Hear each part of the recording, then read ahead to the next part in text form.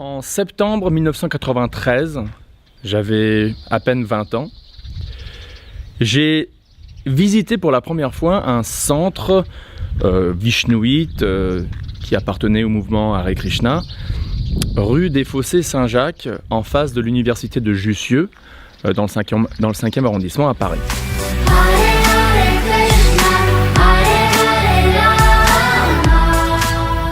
Et à l'époque, j'habitais vraiment juste à côté, place du Panthéon, à côté du Luxembourg, donc à 10 minutes de marche. Et j'y suis allé donc 3 semaines de suite pour un programme où il y avait quelqu'un que je vais vous introduire, avec son mari, qui étaient les 2 intervenants principaux, avec d'autres aussi, 2 ou 3 autres personnes, et qui donnaient des conférences basiques sur la Bhagavad Gita, sur le Bhakti Yoga, sur le chant de mantra, précisément le chant du mantra Hare Krishna. Et donc ils faisaient des kirtans, donc des chants congrégationnels où on chante ensemble, encore une fois, principalement le mantra Hare Krishna avec diverses mélodies.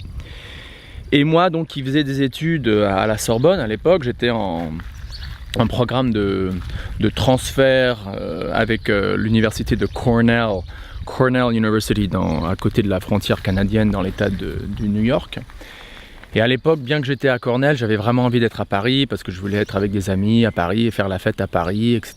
Et je voulais pas être coincé dans le upstate New York où il fait hyper froid. Mais bon, c'était une école très, très importante, une Ivy League, comme on dit, dans la catégorie de Harvard, et Yale, et Princeton, et University of Pennsylvania, et les 2 ou 3 autres. Et donc j'étais un peu tourmenté de vouloir avoir un diplôme d'une bonne fac, mais en même temps vouloir être à Paris en même temps. Bref, j'ai réussi à faire un arrangement avec Cornell pour que je puisse passer une année scolaire à Paris. Et donc c'est en septembre, à la rentrée, où j'allais à Jussieu, en première année d'histoire de l'art, que je suis allé donc au centre culturel Hare Krishna. C'était le titre, le nom du centre, qui est d'ailleurs depuis devenu une bibliothèque, une librairie musulmane. Et donc j'y suis allé. Donc j'ai commencé à côtoyer les dévots de Krishna qui animaient ce centre, et ça me plaisait, mais j'avais des doutes, et surtout le doute que j'avais principal, c'était que comment est-ce que c'est possible que si la Bhagavad Gita c'est vraiment la vérité absolue, comment est-ce que ça se fait qu'il y a tellement peu de pratiquants du Bhakti Yoga en France ou même sur la planète Terre. Et donc après la troisième semaine, je me suis dit c'est too much tout ça, ça m'intéresse plus, j'arrête. Et donc pendant 2 semaines environ, ensuite j'ai arrêté d'aller à ce centre, et voilà quoi. Pour moi la conscience de Krishna, le Bhakti Yoga, ça avait été une petite curiosité pendant 3 semaines, et bon maintenant time to move on, comme on dit. Un beau jour, je reçois un coup de fil. Allô ? Oui, allô, Bhakta Cyril ? Et je dis ouais. Bonjour, c'est Lila Madhuri au téléphone. Alors Lila Madhuri, comme vous le savez probablement, dans toutes les traditions hindoues, spécialement celle de la tradition Bhakti, quand on se fait initier, quand on choisit d'être officiellement, disons, lié ou connecté dans ce qu'on appelle en sanskrit un parampara, une succession disciplique, de maître spirituel en élève, qui descend et qui remonte supposément jusqu'à Dieu lui-même. Donc son gourou, le gourou de notre choix, moi je suis pour que même les femmes soient gourous, donc elle ou il donne à l'élève généralement, lors de la cérémonie d'initiation, un nom spirituel, un nom en sanskrit qui est relié ou qui signifie ou un nom d'un avatar de Krishna ou de Vishnu, ou alors le nom d'un saint dans la tradition Vaishnave, avec le mot das ou dasi après, qui signifie serviteur. Parce que ce qui différencie théologiquement la tradition bhakti d'autres traditions hindouistes, on peut dire, c'est l'emphase sur la position ontologique de l'âme notamment que nous sommes tous non seulement pas notre corps, mais des êtres spirituels dans des corps physiques, mais que notre constitution originelle est de serviteurs éternels, plein d'amour pour Dieu. Et donc Das ou Dasi au féminin veut dire serviteur. Bref, Célie Lamadori, Dasi. Je dis ouais, salut. Et elle me dit, tu sais Bhakta Cyril, j'ai remarqué que tu viens plus aux réunions depuis 2 semaines. À peine la secte, quoi. Et ça fait 2 semaines que je te vois plus, qu'on ne te voit plus, et qu'est-ce qui se passe? Alors je lui ai raconté un peu des bobards, j'ai dit ouais, bon, parce que j'ai été occupé. Mais elle sentait qu'il y avait quelque chose de plus profond. Elle me dit, écoute Cyril, qu'est-ce qui se passe? Pourquoi tu viens plus? Et là, je lui ai révélé mon mental. Je lui ai dit, bon, écoute, franchement, j'ai un doute. Comment est-ce que la conscience de Krishna, comment est-ce que le Bhakti Yoga, ça peut être la vérité absolue quand il y a tellement peu de pratiquants, donc il y a tellement peu de gens qui sont situés, on peut dire, dans cette vérité absolue. Comment est-ce possible? Et je me rappellerai toujours, donc ça fait quoi? On est en 2018, donc ça va faire, là en septembre c'est dans 3 mois, donc 93 à 2018, ça fait 25 ans. Waouh! Elle me dit, bah, dis donc, ça se voit Cyril que tu n'as vraiment pas compris la philosophie de la Bhagavad Gita. Et elle continue en me disant, tu sais, ne crois pas que dans une prison, les prisonniers vont tous être des bons citoyens. Au contraire, la grande majorité des prisonniers dans une prison vont pas vouloir se comporter convenablement comme un citoyen normal de la société libre. Et bien de la même manière, Cyril comprend que nous sommes tous des âmes incarcérées, emprisonnées, asservies à la matière dans le cycle du samsara, de la naissance et de la mort. Et la cause, c'est un rejet du divin, un rejet de Dieu.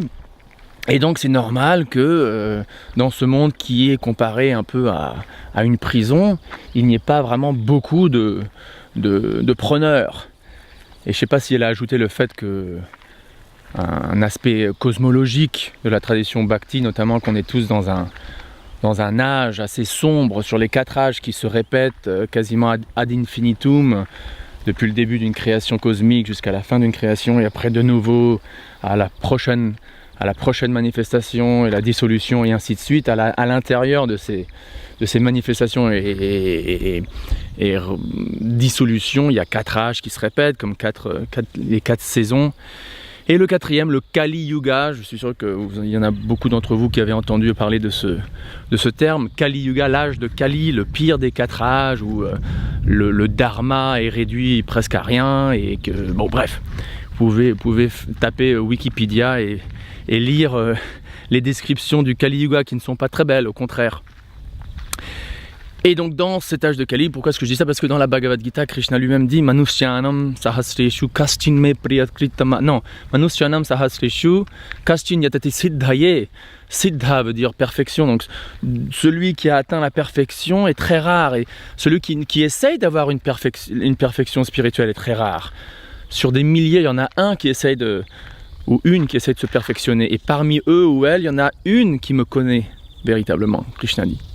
Bref, Lila Madhuri me dit donc écoute, t'as vraiment pas compris notre philosophie, et donc laisse tomber et viens ce soir à la réunion, et voilà. Et elle quasiment, c'est comme si elle raccrochait le téléphone. Et bien qu'elle m'ait pratiquement engueulé au téléphone, je me suis dit bon bah ok, bon, allez, pourquoi pas. Et donc le soir même, ou si c'était le lendemain, je sais pas, je suis retourné au centre culturel Hare Krishna, boulevard ou rue des Fossés Saint-Bernard.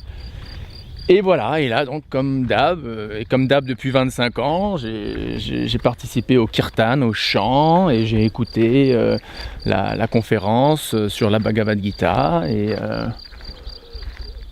ça fait donc 25 ans quoi. Ça fait 25 ans, donc je suis très reconnaissant aujourd'hui que je pratique toujours le Bhakti Yoga. Je suis super content d'avoir pris cette décision.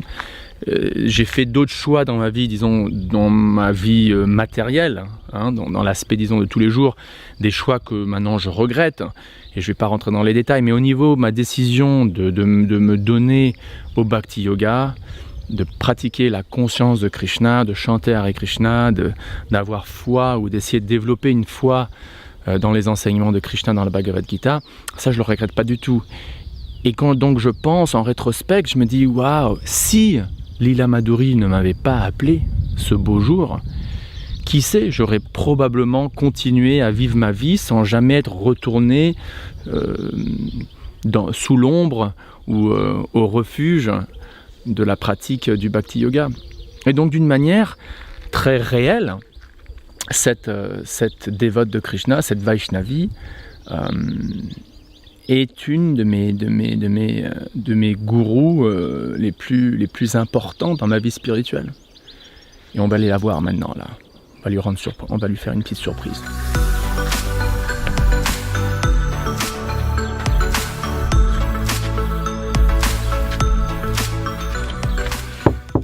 La Madhuri.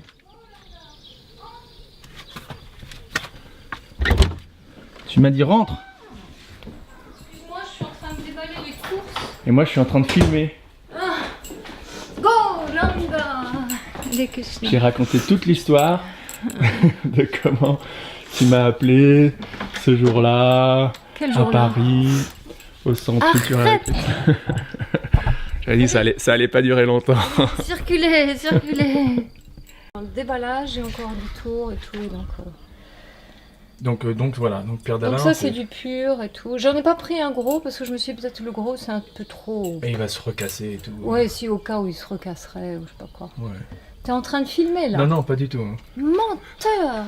En plus il ment.